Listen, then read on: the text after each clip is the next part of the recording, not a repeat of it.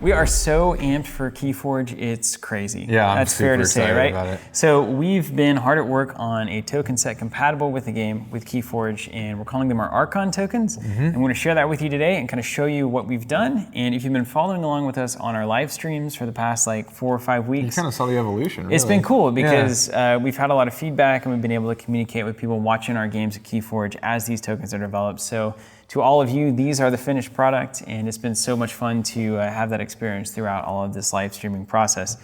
Kicking it off, I think it's worth mentioning that there's essentially kind of 2 entities going on here. One is the Amber tokens themselves, and the other is what we're calling like the primary tokens, the ones that cover all the rest of the board and everything that you need to play.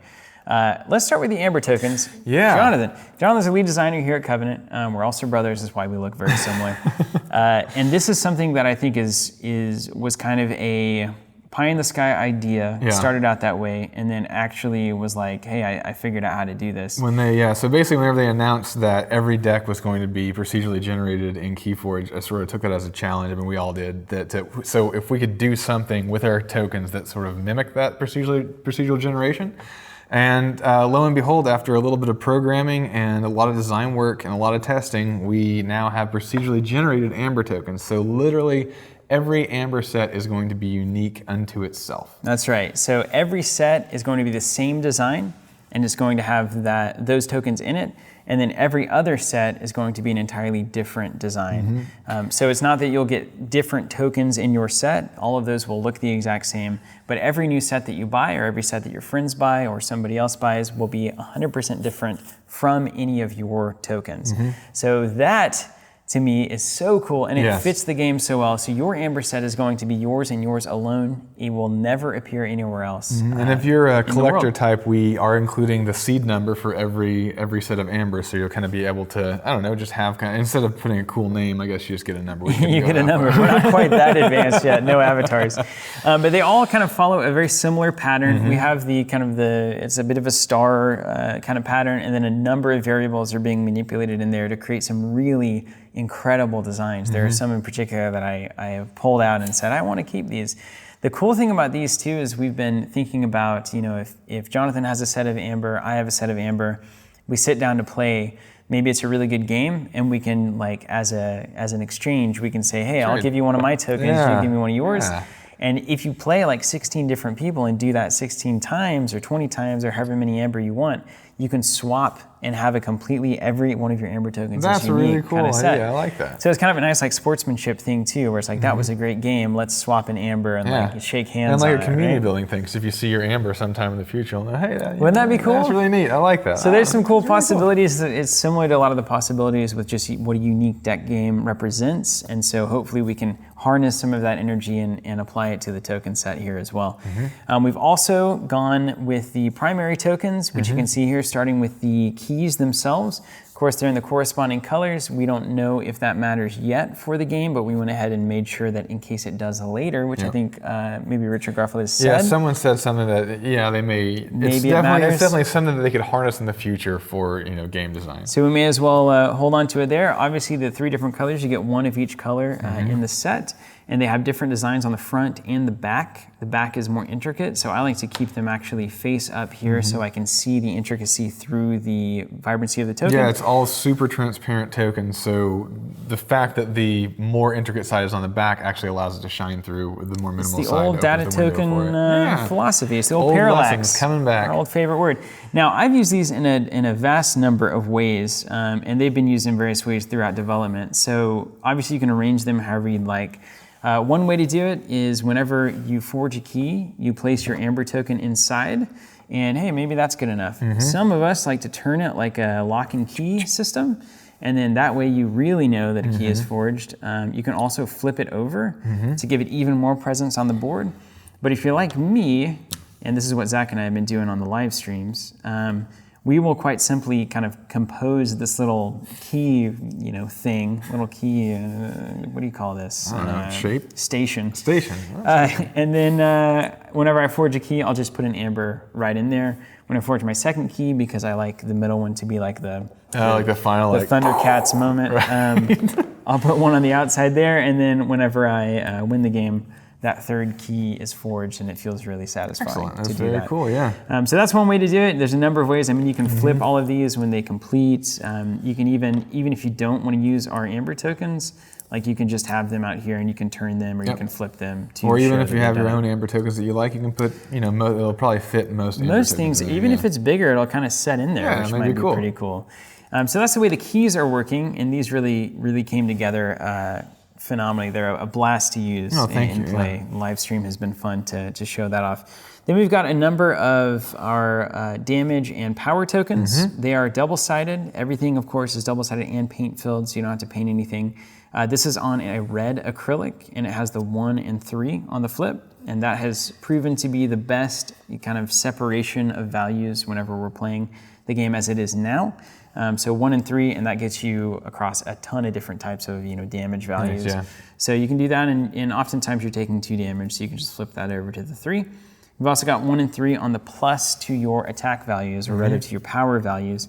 That's really handy for a lot of cards, at least in the first set, that are adding to your power, and you can keep track of that. That's on an opaque white acrylic, and it's got a nice red paint fill, so that's extremely vibrant.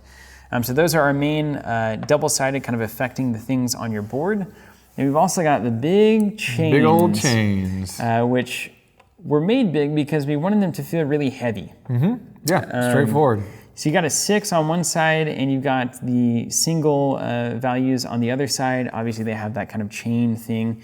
And all of these tokens are designed to have that slight bubble effect to them. So they fit into the KeyForge universe. That was really important, doing a lot of research both into what the world of the Crucible is, and just looking at all the amazing art that they've put out so far, and trying to match up our aesthetic a little bit with that. And this is really quite perfect because these are kind of the break points on how many cards you don't draw, like the 6 to 12, etc.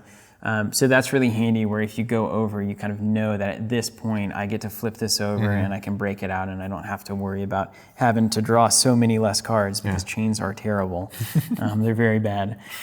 So you got the chains there, and those are the white acrylic with a nice black paint fill. It really sets it off very nicely. And what I like to do whenever I have chains is I will actually put them directly on my deck. Just stack them. And then whenever I draw a card, I look down and I know I've got a chain, so I'll ditch one, draw my cards, and then put them back on. And that's been really handy for me. It's a good way to not forget. It's a good way. That's what we're trying to make sure that doesn't happen. You don't want to forget. And then we've also got the stun tokens. So these are double-sided, same design on both sides, beautiful blue acrylic on these, and very easy to spot on the table and kind of say like, hey, this thing is locked down. It's not going to do anything. And one thing I will mention is you'll notice that these are smaller tokens than, let's say, our a lot of the token sets that we've done. These are kind of the clues in Arkham size, right? I think they're about that size. And they're that way because as we were playtesting, we realized that a lot of these cards end up having a lot of tokens on it. Sometimes if you've captured Amber, if you're stunned and maybe have a power token on you, a couple damage, like it gets very full very quickly. And so in order to combat that and still allow it to play pretty well, we took down the token size a little bit. It's actually worked out pretty well. It feels really nice. It just seems to fit the aesthetic, and it seems to fit like kind of the flow of the game with these kind of nice little tokens, finding their place on the cards. So there's all of the tokens. Now, we did actually experiment with armor tokens before anybody raises any kind of revolt about that. We tried them a lot of different ways, and we made a lot of different versions. We might revisit that later on, but honestly, it was more confusing than it was helpful. So we gave it our best shot. We tried a bunch of different variations to make that less confusing, but during playtesting and all of the feedback that we got was that the armor tokens were actually more confusing than just not having them. So we went ahead and left them out of the set. And if we do have some wild ideas as how to make those really useful, we'll revisit that, but for now they're not in your primary sets. Yeah, and if you really want to go crazy, you can probably co-opt one of those power tokens as a plus armor token. That's true. You can do one of these little. You can figure something out.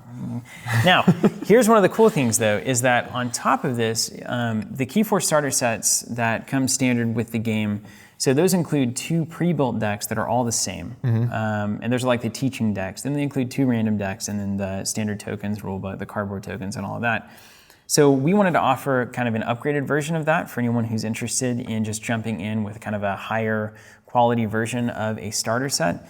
So we have paired all of these primary tokens in their quantities that make sense with a set of Amber with 2 very unsealed, unopened, sealed, unopened, perfectly usable, unique random decks to make kind of a luxury starter, if you will, a deluxe starter. And so you can start with your 2 decks as you would with a normal starter set, but you get to also have all of your acrylic tokens right off the bat and not have to buy all the cardboard stuff and then come back and buy all the acrylic stuff. And that's it's pretty heavily discounted. Yeah, we discount that one pretty heavily because our hope is that not only can people who want the tokens and the kind of the higher quality peripherals can go ahead and start that way and not have to waste time or money on the other stuff before they acquire the new stuff, but also it gives new players a really easy entry point. So we want to make that as, essentially as cheap as possible for people. Also gives players that are currently really into KeyForge the ability to buy a starter set that we're selling, like a deluxe starter, keep the tokens for themselves, and then give the 2 decks away if they want to get some new players playing. So there's a lot of good options there. So that's really probably one of the best ways to get everything that you need, because really, even if you don't necessarily need the decks, you never know. You don't not want the decks either, because right here in this box could be my calling. It could be the best deck for me. And now you said it, I'm curious. Let's open it up. So that's how we're doing this. We hope that you guys enjoy these sets. Of course, we put all of the standard kind of fundamental processes in place for these, and then added the unique generation on top of that. I think that's just such a cool thing for these Amber sets. And we really hope you enjoy them. And thank you so much. We are so excited about KeyForge.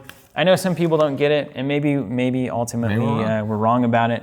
But we genuinely think this is like the answer to a lot of players who otherwise would be playing card games or games of any kind, who have been kept out by kind of a level of complexity in deck building. And so it didn't take much to convince us to jump into this project. And so hopefully the fruits of that are obvious. Thank you guys so much for watching. You got anything else to add? No, there, just again, thank you so much for all the purchases out there. I mean, having the ability to work on something as cool as this unique design. That's right up your alley. You live for that kind of a project. Yeah, and so awesome. if the stuff keeps selling, it opens up more and more space, and I like to fill that space with more and more challenges. So thank you guys for allowing me. You're saying you're an ideas guy? It's not true, you're an execution guy. Thank you guys so very much for watching. We hope you'll pick up a set of our Archon tokens, probably pair it with a couple of decks, so why not? Grab a couple of new decks. And thank you for watching. Until next time, keep playing.